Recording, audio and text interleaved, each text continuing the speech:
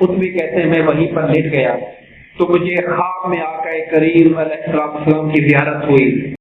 بہت سے مفسرین کرام اس آیت کے ذیل میں ایک مشہور حکایت لے کر آئے ہیں، اسے اتبی کی حکایت کہتے ہیں۔ اتبی نام کا بندہ تھا، وہ کہتا ہے کہ میں نبی کریم علیہ السلام کی قبر کے پاس بیٹھا ہوا تھا، ایک اعرابی آیا دیہات سے، کسی دور کے علاقے سے، اس نے آ کر کہا السلام علیکم یا رسول اللہ، اللہ کے رسول آپ کو سلام ہو۔ سرکار کی قبر انور پہ آ کے کہا،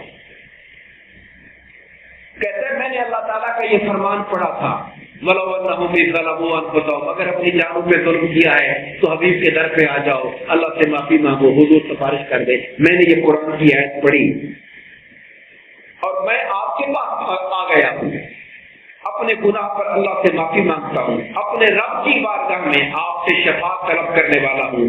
پھر اس نے وہ دو شعر پڑھے عربی میں جس کا ترجمہ یہ تھا، میری جان اس قبر پر قربان ہو جائے جس میں آپ ٹھہرے ہوئے ہیں، اس میں عفو ہے، اس میں سخاوت ہے، اس میں لطف و کرم ہے۔ وہ عربی چلا گیا یہ باتیں کر کے۔ اتبی کہتے ہیں میں وہیں پر لیٹ گیا تو مجھے خواب میں آقا کریم علیہ السلام کی زیارت ہوئی۔ آپ نے فرمایا اتبی اس اعرابی کے پاس جاؤ اور اسے جا کر خوشخبری دے دو کہ اللہ نے تمہاری معافی قبول کر لی ہے، تمہاری مغفرت کر دی گئی ہے۔